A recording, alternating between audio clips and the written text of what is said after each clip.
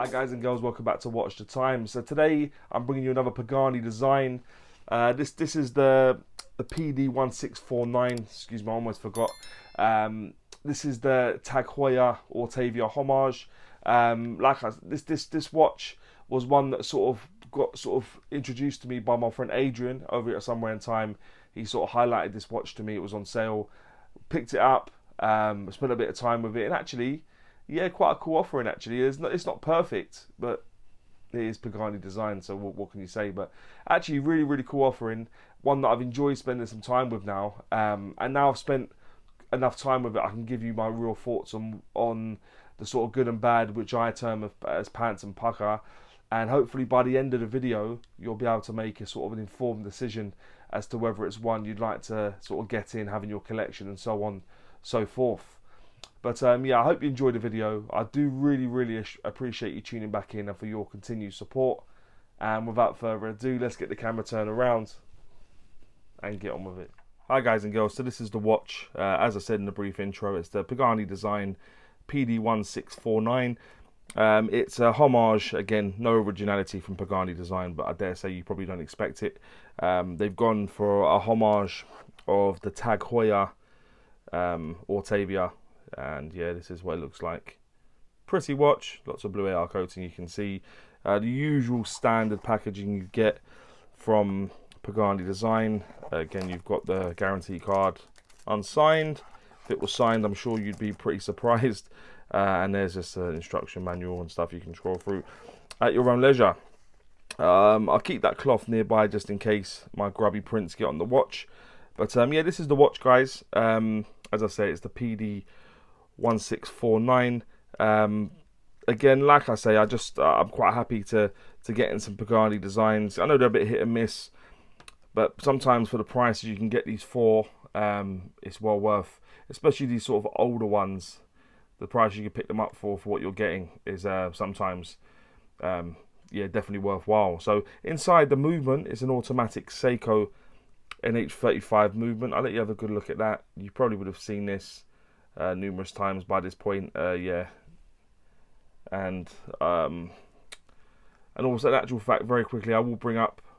This is a new thing I'm going to do. I'm going to start bringing up the movements with some information. So I'll bring that up now. Let you have a good look. So yeah, the Seiko NH35 movement, also known as the 4R35, when not in a Seiko.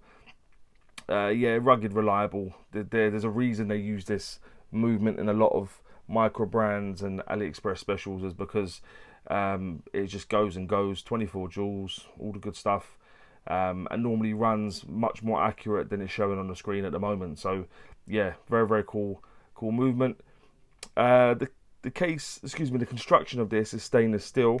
Aside from the bezel and the strap, obviously the bezel's got an insert, but the bezel, case, crown, outer part of the exhibition case back, and the pin buckle clasp, all 316L stainless steel. The case thickness of this watch is 14.7 millimeters. The case diameter, I measure from the 8 to the 2, it comes in at 44.2.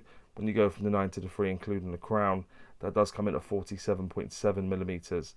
The lug width is 22 millimeters, and the lug to lug, tip to tip, is 50.2 millimeters. And obviously there's no Melwen links or anything like that, so that is 50.2 millimeters. So as much as it's quite a big watch, it's not huge lug to lug compared to what it could be. So it kind of maybe drags it back a little bit, I'd say. I'll show you one more time. As you saw, the case back is exhibition, and it is sporting the Seiko NH35 movement, which you would have seen a bit more information about. Also, the bezel is a 60-click unidirectional bezel. A little bit of bounce, and not too bad. Not one of the better offerings, I'd say, from some of the Paganis I've had. I'll let you listen.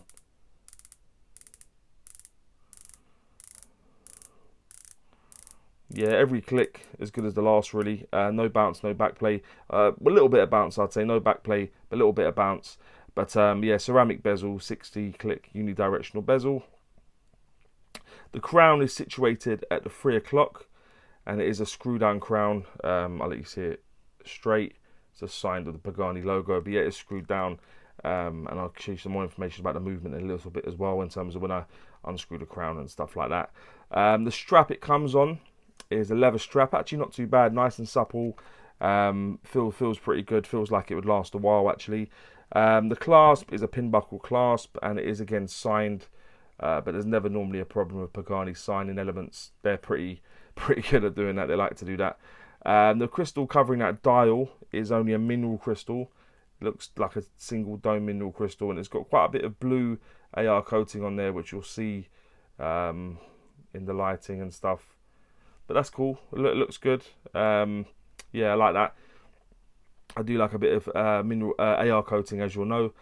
The water resistance of this watch, you'll probably be able to make out down at the 6, is 100 meters. So that's 10 atmospheres of water resistance, although that won't be certified. But that being said, given the fact the crown and all the elements seem well secured, either with the crystal in terms of its fitment in place and the case back being screwed down, I wouldn't have a problem taking this swimming, to be honest. I think it'd be fine. The strap, on the leather strap, I don't know if you'd want to take it swimming, but there you go.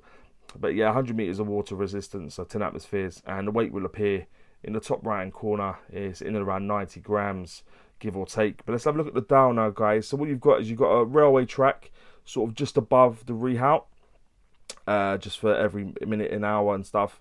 Below that is sort of still a bit raised, and you've got applied indices which are slightly raised as well at an angle. Look pretty cool. And just inside that, I think that everything else on the dial really is printed. Apart, you've got loom that seems like it's been applied a few times, and I'll bring up a loom shot now actually, just so you can have a look at the loom. Not too bad actually, given what you tend to get on AliExpress, or more specifically Pagani Design. So yeah, the loom's not too bad. And then yeah, like I said, you've got numerals everywhere, and then below the 12 you've got the Pagani Design logo and Pagani Design in script writing. Just above the 6 o'clock you've got automatic water resist 10 bar or 100 meters, and just either side of the raised indices at the 6 you've got Japan movement there as well. At the 3 o'clock you've got a date window. Again, it's been printed on, making way for the date because it's an NH35 movement. If I unscrew the crown, you'll be able to have a better look at it. And yeah, so if I take it out, I'll go to the sort of obligatory position I normally do, which is 20 past 8, just so you can have a good look at the dial. Quite a nice textured dial actually, not too much, but just enough texture so it's not sort of like a matte finish or anything like that. It's kind of yeah, there's something on the dial which I like. But like I said, if you take the movement out to the second position, it will hack. You put it back in, you can hand wind it. I do like with the Seiko NH movement. Some people might not like it. I like the fact it's so smooth to turn. No real force or no effort really needs to be made to charge it up. You take it out to the first position, and you can scroll through the date to whichever date you need. Put it back in. A little bit of bounce there again. So they've done well with the size of the stem. Sometimes they don't size it quite right on some of these watches, but this one they've done quite well. So yeah, and then if you push it back in, you turn it, you can screw it back up. And yeah, the knurling's done very well on this actually. No issues at all.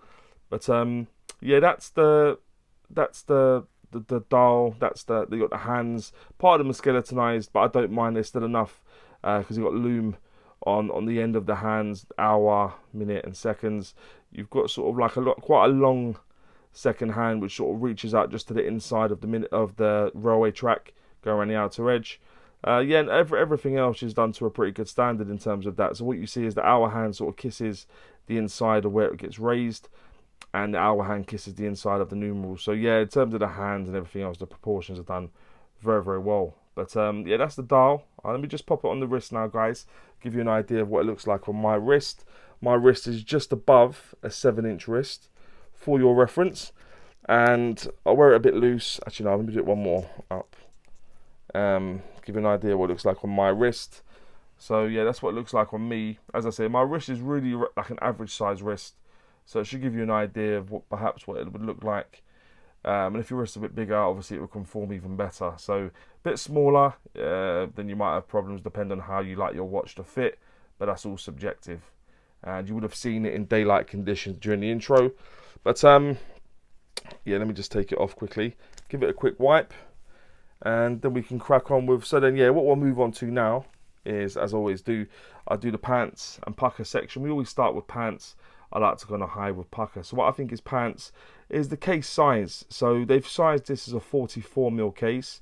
The actual Tag Heuer Ortavia, which is homaging, is a couple mil smaller. So I don't know why they've added a couple mil. It didn't need it. Although they've sort of tried breaking it up with different little facets on the dial and the bezel and stuff, I think it's still a bit too big really at 40, just over 44mm. And the mineral crystal, yeah, although it's nice, it's got AR coating, it's domed, I think they would have been better off giving sapphire crystal, given the fact that on AliExpress this sort of retails for £70 at certain stores. I'm sure you pick it up in and around £50 odd if you shop around and use coupons and stuff. But in the olden days, sapphire crystal was pretty standard really. So yeah, sapphire crystal would have been nice. But yeah, otherwise, yeah, I'm quite impressed with this watch really. So I'd go with the case size and the mineral crystal in terms of what I think is pants. What I think is pukka, yeah, as I would have said briefly in the intro, is the hands. I quite like the fact that the minute and hour hand is skeletonized, but not so much that it interferes with the in terms of being able to tell the time and stuff. The loom on it's still done to a decent standard, and just the proportions really in terms of how they've managed to get them the lengths they've got in relation to the dial. I think that's pretty cool. The loom, yeah, the loom did surprise me. I don't expect much from Pagani Design loom, but this definitely sort of turned up, if you will. The movement, yeah, I do like a Seiko movement, NH35, 36, 38, all those good ones. I'll always have them in my sort of micro brands and stuff, no problem. The bezel, as I said, a little bit of bounce, no backplay, but a little bit of bounce. But given the fact it lines up so nicely, the clicks are all positive. Yeah, the bezel, again, another surprise. The crown, in terms of the size, in terms of, you can see, it's got good ridges on there, which makes it nice and easy to grab hold of. Very tactile to deal with, no issues. And the case finishing, so it's got nice sort of longitudinal brushing on the sides. I wouldn't call it satin brushing, but it's not too bad. Again, at the top, it's got a nice faceted, polished edge, chamfered edge going through the whole side of the case on both sides. But yeah, which is cool. Yeah, like I said, guys, this was a little surprise of a watch, to be honest. And but yeah, just to surmise before I go, I'll just recap on what I think is pukka before I tell you what I think generally. I'd go with what I think is pukka. I'd go with the hands. I'd go with the loom. I'd go with the movement. I'd go with the bezel, the crown and case finishing in terms of what I think is pukka. And would I recommend this watch? Yeah, I would, guys. Actually, I'd definitely recommend this watch. If you've been wanting to buy a Tag Heuer Ortavia for a while and it's out of your price point, then this is definitely one to consider. It might scratch that itch for you for a little while. And like I said, if you can pick this up for in around the £50 odd mark, then yeah, definitely try and grab one of these, guys. I would recommend it. But guys, let me know what you think about this watch and maybe any other watches you may want to see on the channel. And as always say, don't forget to like and subscribe, and always watch your time. Take care, guys. All the very best.